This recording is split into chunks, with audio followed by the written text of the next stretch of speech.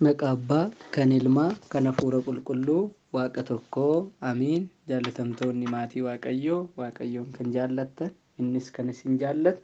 Ijoolleen haadha keenya qulqulleettii Dubroo Maaramii, jaallattoonni qulqullootaa hundumti keessan nagaaf jaalala gooftaa keenya Iyyasuus Kiristoosiin nagaa nu gaafatti qulqulleettiin mana kiristaanaa akkam jirtu? Akkamiin yoona eegdanii? Akkam yeroo kana geessanii? Ulfaataaf jaallatamaa, jabaaf kabajamaa kan ta'e maqaan Waaqa keenyaa lubbuu kan fayyisuu, cubbuu kan hambisu, bara haga baraatti kan galatoome nuuf haa ta'u. Giiftiin keenya qulqulleettiin qulqullootaa, abdiin jireenya keenya, sababbiin fayyina addunyaa hundumaa giiftii qulqulleettii Maaramiin gonfoo kabajaa jireenya isaanii kan taate, abdii isaanii kan taate qulqulloota hundumaa wajjin maqaan ishee kan galatoome ol kan jedhe nuuf haa ta'u. Kutaa afuraffaa boqonnaa 2 hojii gaarii kiristaanummaa fi dubbii fayyinaa. Kutaa afuraffaa boqonnaa 2 hojii gaarii kiristaanummaa fi dubbii fayyinaa. Egaa kutaawwan darban 1ffaa, 2ffaa fi 3ffaa keessatti jireenyi hojii fi amala gaarii kiristaanummaa akkamitti akka jiraatamu, bu'uurri hojii fi amala gaarii kiristaanummaa maal akka ta'e, hiikaan hojii fi amala gaarii kiristaanummaa maal akka ta'e, safartuuwwan hojii fi amala gaarii kiristaanummaa maal akka ta'anii fi barbaachisummaa hojii fi amala gaarii kiristaanummaa wal faana ilaallee turre. Barnoota boqonnaa 2 keenya keessatti hojii fi amala gaariin kiristaanummaa walitti dhufeenya akkamii dubbii fayyinaa keessatti qaba? Gahee yookaan immoo shoorri koorsii hojii fi amala gaarii kiristaanummaa barachuu fi hojiirra oolchuu dubbii fayyinaa keessatti qabu maalidha kan jedhu akka fedha Waaqayyootti wal faana ilaalla. Waaqayyo hunduma keenya akka nu barsiisu jaalala isaa nuuf haa ta'u. Amiin. Yeroo barnoota keenyatti eebbi qulqulleettii qulqullootaa giiftii Dubroo Maaramii kan qulqulloota hundumaa jajjabinni isaanii nu biraan fagaatiin. Amiin. Egaa hojii gaarii kiristaanummaa fi dubbii fayyinaa boqonnaa 2 jalatti kan ilaallu. Egaa akka barsiisa mana kiristaanaa Ortodoksii Tawaahidootti hojiin fi amalli gaarii kiristaanummaa fayyina dhala namaa keessatti shoora olaanaa taphata. Shoora olaanaa taphata. Dhalli namaa akka sila seensa keessatti kaasne nan fayya jedhee namni dubbii fayyinaa abdatee lubbuu isaa cubbuurraa fayyisee gara Waaqayyootti dhiyaatee mootummaa warri gaabbiidhaan qulqullaa'an qofti dhaalan mootummaa Waaqayyoo nan dhaala jedhee namni abdii qabu hojii gaarii fi amala gaarii kiristaanummaa raawwachuun ittiin jiraachuun akka irra jiraatu manni kiristaanaa nu barsiisti. Egaa gara biraatiin kun maal jechuudha? Namni tokko dubbii fayyinaa keessatti nan fayya jedhee gaafa amanu hojii gaarii fi amalli gaariin kiristaanummaa bira jiraachuu qabu. Amanuu isaa qofti gahaa miti jechuudha. Egaa maal jechuudha? Gara biraatiin callisaniidhuma muudannoodhuma wayitiin maqaa gooftaatiin fayyiteetta, akkas taateetta, egaa kana boodaati maqaa ebaluutiin fayyiteetta jechuun suni baay'ee saalfii akka inni ta'e fayyina jedhamee yeroo yaadamu fayyina lubbuuti waan ta'eef dhalli namaa aangoo kamiin si'uma tokko fayyiteetta lubbuun kee mootummaa Waaqayyoo handhaaltu taateetti namaan jechuun sun baay'ee qaanii saalfii akka ta'e as keessatti wal faana ilaallaa jira. Egaa jechi fayyuu jedhu akka galumsaatti hiika adda addaati kan inni qabu. Dubbii fayyinaa keessatti hojii gaarii kiristaanummaa yeroo laallu jechi fayyuu jedhu akka galumsaatti hiika adda addaati kan inni qabu. Egaa jechi kun fayyuu kan jedhu kitaaba qulqulluu irratti badiinsaa fi rakkoowwan garaagaraa irraa fayyuu namoota ibsuudhaaf irra deddeebiidhaan barraa'eera jechuudha. Akka galumsaatti jechuudha. Fakkeenyaaf seera uumamaa boqonnaa 6 haga 9 yeroo laaltan bishaan badiinsaa irraa Nohii fi ijoolleen isaa fayyanii jedheetu fayyuu isa jedhu kana fudhatee dubbata. Seera uumamaa boqonnaa 19 irra yeroo laaltan abidda Sodoomiif Gamoraa irraa qulqullummaadhaan kan jiraate adda bahee Loox akka fayyuu jedheeti kan inni dubbatu. Lammaffaa moototaa boqonnaa 8 lakkoofsa 7 haga 10 irrattis dhukkuba fooniirraa fayyuu jedhee fayyuu kan jedhu kana kaasee dubbata. Wangeela Maatiyos boqonnaa 8 lakkoofsa 23 haga 27 irrattis waa'ee duuka bootaa yeroo kaasu dambalii galaanaarraa akka fayyaniif jedhe dubbii fayyuu fudhata. Hojii duuka bootaa boqonnaa 27 31 irrattis dambalii galaanaa fi du'arraa akka fayyaniif jedhe fayyuu dubbii jedhu kana kaasee dubbata. Kanaaf akka galumsatti yeroo laallu dubbiif fayyuu jedhu fooniifis lubbuudhaafis ni ta'a jechuudha. Egaa gooftaan keenyas bara olmaa lallaba isaatti namoota baay'ee rakkoowwan garaagaraa irraa fayyiseera. Inni sunis fayyina jedhameetu waamama jechuudha. Walumaa galatti egaa hamaa hundarraa fayyisuun lammaffaa Xiimotewos boqonnaa 4:18 irratti akka barraa'e san dhukkubarraa fooniin fayyisuunis fayyina jedhameetu waamama jechuudha akka walii galaatti yeroo ilaalu. Haa ta'u malee barnoota dubbii fayyinaa amma ilaallu kana keessatti fayyina yoo jennu qabxiilee amma asii olitti eeramaniif kan isaan fakkaatan sana jechuu keenya miti gonkumaa. Fayyinni armaan olitti ibsaman kuni faayidaa qabaatanis kan yeroo fi lafa kanarratti kan hafanidha. Fakkeenyaaf bishaan badiinsaa irraa yeroo sana fayyuunnoo lubbuudhaan fayyuu bakka hin bu'u. Abidda Saadomii fi Gamoraa irraa fayyuun Loox lubbuudhaan fayyeera jechuu nama hin dandeessisu. Sana booda cubbuu hojjetee Waaqayyo irraa gargar ba'uu danda'a. Kanaaf kanneen armaan olitti kaasne kun dubbii fayyinaatiin haa wal qabatan malee kan amma nuti hojii gaarii kiristaanummaa fi amala gaarii kiristaanummaa dubbii fayyinaa keessatti jennee ilaallu kanaan gonka isarraa addadha jechuudha. Egaa fayyinni armaan olitti ibsaman kun faayidaa ni qabu dhugaadha garuu kan yeroof kan lafa kanarraati. Dubbii fayyinaa keessatti garuu koorsii dubbii fayyinaa keessatti fayyina yoo jennu seera Waaqayyoo diiguu isaatiin kufaatii amalaa fi gaddeebi'ummaa dhala namaarra gaheef gorsa addaa Waaqayyootiin foon uffachuu Kiristoosiin fayyina hafuura qulqulluun kenneef fayyina ta'e jechuu keenya. Addaam nama gaarii Waaqayyoof kan ajaju ta'eeti uumame. Garuu sababbii cubbuu hojjeteen sababbii mindaa du'aa nyaateen qulqulluu Phaawulos Roomee jaarratti mindaan cubbuu du'aa akkuma jedhu san cubbuu hojjetee mindaa cubbuu isaa sana immoo du'a fudhatee Addaam du'e ture. Fayyina dhabee ture. Egaa fayyina yeroo jennu Addaam seera Waaqayyoo diiguu isaatiin kufaatiin amalaa isa mudatee ture.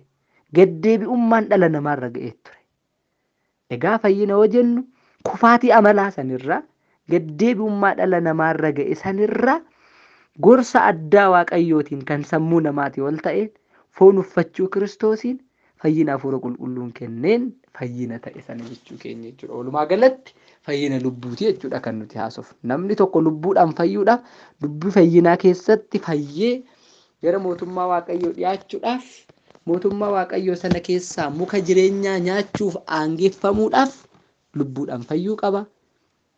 Kanaaf immoo hojii gaarii fi amalli gaariin inni bara jireenya kiristaanummaa keessatti calaqqisiisu murteessaa akka ta'e hubanna.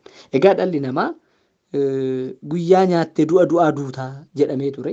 Of eeggannoon du'aa dursee kennameefii ture.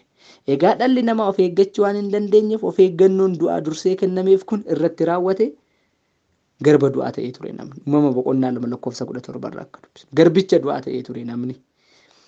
Yoo du'u sanallee lubbuun isaa gara Si'ool deemti ture. Akkasumas immoo foon isaa awwaala keessatti bosbosa ture. Gooftaan garuu foon keenya uffachuudhaan du'a keenya du'a nuuf balleesse. Kanatu fayyina jedhama. Bara baraaf qabatee nama bosbosiisu du'a. Bara baraaf foon namaa awwaala keessatti nama bosbosiisuu du'a. Qabee nama hambisuu du'aa sana Kiristoos moo'ee hangafa du'aa ka'umsaa keenya ta'ee ka'uudhaan abdii du'aa ka'uu kan nuuf kenne fayyina bara baraa jedhameetu waamamaa fayyina lubbuuti. Du'aa ka'umsa nuuf jijjiire gooftaan kanatu fayyina jedhama. Egaa erga gooftaan dhala namaa kufaatii amalaatii fi gaddeebi'ummaa irra ga'e kana keessaa ofiisaatiif du'a keenya moo'ee hangafa du'aa ka'umsaa ta'ee du'aa ka'umsa nu barsiise sanaa kaasee foon bosbosee bara baraaf awwaalcha keessatti nafu lubbuun hundis gara Si'oolitti hin buutu gaarii kan godhan du'aa ka'umsa jireenyaaf badii kan raawwatan immoo murtii du'aatiif ka'u malee. Wangeela Yohaannis boqonnaa 5:29 irratti akka caqafame jechuudha. Gaarii kan godhan du'aa ka'umsaaf isayyuu du'aa ka'umsa jireenyaatiif badii kan raawwatan immoo murtiidhaaf du'aa ka'u jechuudha. Kanaaf lubbuun hundi gara Si'ool hin buutu gaarii kan hojjette du'aa ka'umsa jireenyaatiif kaati. Sana dura garuu fayyinni kun Kiristoosiin otoo hin ta'in lubbuun hundi gara Si'oolii bu'aa turte waan ta'eef. Kanaafuu fayyinni kennaa arjummaa Waaqayyootiin dhala namaa hundumaaf kan kennamedha. Egaa lubbuudhaan fayyuun yoo abbaan ani fedha kootiin fayyuu hin barbaadu kan jedhu jedhe jiraate malee Waaqayyo arjummaa isaatiin kennaa fayyuu kana kennaa fayyinaa kana dhala namaa mucaa namaa hundumaaf kennaa taasisee kenneera jechuudha. Kanaaf dhalli namaa lafarratti uumame hundi akka fayyuuf kennaa qaba jechuudha. Garuu abbaan ani fayyuu hin barbaadu hojii amala gaarii kiristaanummaan hojjedhu yoo ta'e ni danda'a jechuudha. Egaa maal jedhaa qulqulluu Phaawulos inni immoo isa aangoo du'a irratti qabudha. Du'aan akka ajjeesu, du'aa akka shaaru, kunis du'a kan jedhame daabiloosiidha. Jireenya isaanii hundumaan sodaa du'aaf jedhanii garbummaadhaan hidhamaa kan turan hundumaa bilisa baasuuf foonii fi dhiiganis qooddateera jedhee isin bal'inaan ni dubbistu. Ergaa gara warra Ibrootaa boqonnaa 2 lakkoofsa 14 haga 15 irratti ni dubbata jechuudha. Egaa walumaa galatti akka barsiisa mana kiristaanaatti fayyinni akka armaan gadiitti hiikama. Akka barsiisa mana kiristaanaatti nutis hojii gaarii kiristaanummaa jennee amala gaarii kiristaanummaa dubbii fayyinaa keessatti jennee kan nuti ilaallu hojii gaarii kiristaanummaa fayyina armaan gadiitiif kan nu fayyadu jechuu keenya. Tokko adabbii fi du'a cubbuun dhufe jalaa bilisa bahuudha fayyina jechuudha. Lubbuu ilaallate jechuudha. Adabbii fi du'a cubbuun dhufe jala bilisa bahuudha. Cubbuu dhalli namaa hojjetee adabbiif du'a ofitti fide sana jalaa bilisa bahuun fayyina jedhama. Tokkos uumama haaraa qarshii godhachuudha. Uumama keenya isa durii sana ganne Kiristoos fakkaanne uumama haaraa qarshii godhachuun gara qulqullummaatti ol guddachuun fayyina jedhama. Tokkos fayyina kan jedhamu Waaqayyo beekuudha. Dhalli namaa gaafa Waaqa beeku ni fayyaa. Waaqa beekuudha fayyina jechuun. Tokkos bifa Waaqayyoo qabaachuudha. The image of God han jennu san. Laala bifa Waaqayyoo qabaachuu amma nuti dhalli namaa dhugumadha bifa Waaqayyootiin uumame sana eeggannee gara itti guddannutu jira. Bifa Waaqayyoo qabaachuu the image of God han jennu sanirra gara fakkeenya Waaqayyootti the likeness of God han jennutti ce'uu jechuudha fayyina jechuun. Dhugaadha bifa Waaqayyoo qabna. Waaqayyo seera uumamaa boqonnaa 1 lakkoofsa 26 irratti ni sababa aariyaan oobaa amsaalina nama bifa keenya na oomnu dheera namni bifa Waaqayyootiin uumame amma garuu fayyina kan jennu bifa Waaqayyoo qabaachuu sanarraa gara fakkeenya Waaqayyootti ce'u to the likeness of God han jennu sana. To the likeness of God jechuun fakkeenya Waaqayyoo ta'uu maal jechuudha kun lubbuudhaan guddachuu lubbuudhaan fagaachuu maal jechuudha kuni gara biraatiin hirmaattuu amala Waaqayyoo afaan teolojiitiin egaa teosis kan jennu san hirmaattuu amala Waaqayyoo yookaan immoo gara waaqummaa kennaatti guddachuu jechuudha fayyina. Gara waaqummaa kennaatti guddachuu qulqullummaadhaan gara Waaqayyootti guddachuu jechuudha fayyina. Kanaafuu namni fayyuuf kennaa Waaqayyoos isa barbaachisa jechuudha. Namni fayyuudhaaf kennaan Waaqayyoos isa barbaachisa as keessatti kan laal. The golden mouse jedhamee an beekamu qulqulluu Yohaannis afaan warqee maal jedha barreeffama isaa geechisa isaa keessatti human is the photographer of the God on the earth. Human is the photographer of the God on the earth. Dhalli namaa suuraa Waaqayyoo kan lafarra jiruuti. Namni akka footoo ka'ee lafarra teessifatu suuraa ka'ee namni akka teessifatu suurri Waaqayyo ka'ee lafarraa qabu namadha jedheetu dhalli namaa hangam Waaqa akka fakkaatu Waaqayyo hangam jaalate fayyinaaf akka isaan waame nutti dubbata jechuudha. Egaa kennaan Waaqayyoo kennaaf fayyuu kun dhala namaatiif gatii tokko malee bilisa kenname jechuudha. Lammaffaa Xiimotewos boqonnaa 1 lakkoofsa 9 irra dubbisuu dandeessu kan nu fayyise waamicha qulqulluudhaanis kan nu waame Waaqayyoodha jedha. Kanaaf kennaan fayyuu dhala nama hundumaaf bilisa kenname. Namni tokko nan fayyoo jedhu waan qarshii kafalu miti jechuudha. Fayyin hunduma keenyaaf kennameera garuu eeyyamamaa ta'e kan fayyu eenyudha kan jedhu sana jechuudha dubbi. Egaa kan yeroo jennu kunis akka yaada keenyaatti miti akka yaada Waaqayyootti malee jedha Tiitoo boqonnaa 3 lakkoofsa 4 irratti. Dabalataan maal jedha kun immoo kennaa Waaqayyooti eenyu akka ittiin of hin tuulle. Ibroota boqonnaa 9 lakkoofsa 2 Efesoon boqonnaa 2 lakkoofsa 9 irra jechuudha. Kennaan fayyuu kun bilisa Waaqayyo irraa kan kennamedha eenyu akka ittiin of hin tuulle jedheetu dubbata jechuudha. Egaa fayyisuun Waaqa keenya otoo fannoodhaan qaraanioo irratti raawwachuu baate hojii gaariin qofti nama fayyinaaf hin geessisu ture. Sababni isaas sana dura hojii gaarii hojjechaa kan turan warri raajotaallee otoo Kiristoosiif fannifamin hin fayyine ture. Kanaaf Isaayyaas illee raajii isaa boqonnaa 64 lakkoofsa 6 irratti maal yaa gooftaa hojii gaarii nuti hojjennu akka uffata cubbuutti lakka'ameera jedhee boo'aa kan tureef kanaaf jechuudha. Otoo Waaqayyo qaraaniyoo irratti fannoodhaan fayyina fiduu baate kennaa sana otoo nu kennuu baate hojii gaarii qofti nama fayyinaaf hin geessisu ture. Kanaaf Tiitoo boqonnaa 3 lakkoofsa 4-5 irratti haa ta'u malee arjummaa fi nama jaalachuun fayyisaa keenya Waaqayyo yeroo mul'atetti akka dhiifama isaatti dhiqannaa dhaloota haaraaf ta'uu fi hafuura qulqulluun haaromfamuudhaan nu fayyise malee kan nuti raawwanne hojii gaarii qabnuuf miti jedhe. Waaqayyo immoo dhala namaa kan fayyise hojii gaarii isaaniif otoo hin ta'in akka arjummaa isaatti hangafe hojii gaarii isaa hojjete kan arjummaa Waaqayyo malee fayyu hin jiru. Kanaafis akka arjummaa keetti nu fayyisi jenna. Kanaafis akka dhiifama keetti nuuf kenni jenna. Jenneetoo akka ta'e qulqullichi ni dubbata. Egaa kennaa Waaqayyo bilisa nuuf kenname kana kunuunsuun itti jiraachuun nu barbaachisa jechuudha. Egaa kennaa nuu kenname kana kunuunsineeti itti jiraanneeti malee fayyuun amanuu qofaan argamaa jennee yaaduun nurra hin jiraatu. Fayyuun keenya akka tasaati malee adeemsa miti jedhanii amantiif hojii qoodanii amanuu manni kiristaanaan barsiistu jechuudha. Ay Kiristoos በጸጋ አድኖናል kennaadhaaf fayyina irra hojii hojjechuun nu barbaachisu jechuu hin dandeenye jechuudha. Maaliif kitaabni qulqulluun iddoo baay'eetti hojii akka hojjennu kennaa Waaqayyootti dabalee jechuudha. Egaa manni kiristaanaa barumsa barsiistu keessatti fayyuu nama tokkootiif kennaa Waaqayyoo irratti dabalata hojii gaarii ni barbaachisaa jette. Dabalata hojii gaarii ni barbaachisaa. Egaa fayyuun keenya adeemsadha. Akka tasaa waan ta'e miti waan ta'eef. Egaa namni tokko otoo hin barbaaduu isaas otoo hojiidhaan hin ibsin isaafis otoo hin qabsaa'in fayyina hin argatu.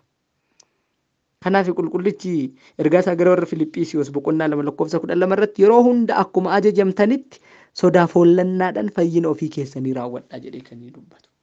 Otoo kennaadhaan namni hundi fayyeera hojiin hin barbaachisu ta'e akkana hin jedhu ture qulqulluu Phaawulos Filiphisiyoos boqonnaa 2 lakkoofsa 12 irratti yeroo hunda akkuma ajajamtanitti sodaaf hollannaadhaan fayyina ofii keessanii raawwadhaa jedhee kan namni ittiin fayyu kennaa ida'uu hojii akka ta'e kennaan akka amantiitti hojiin akka hojiitti akka nu fayyisu dubbata jechuudha. Kanaafuu gaheen yookaan shoorri dhala namaa fayyina keessatti ni barbaachisa. Hojii gaarii kiristaanummaa hojjechuun ni barbaachisa jechuudha. Egaa karaa Waaqayyoo wanta raawwatamuuf kan malu fayyinni hunduu raawwateera jechuudha. Waaqayyo waan nu raawwachuuf qabu raawwateera. Lammaffaa dhufee hin cuuphamu. Lammaffaa dhufee nuuf hin fannifamu jechuudha. Kanaaf garuu amma kan inni lafarra nu jiraachisuufu amma kanaaf gahee tokkoon tokkoo namootaati jechuudha. Gaheen tokkoon tokkoo namoota amma hojjechuu qaban kun immoo gara biraatiin amaloota gaarii kiristaanummaa hojiiwwan gaarii kiristaanummaa kanadha jechuudha. Kana walitti dhufeenyi isaa.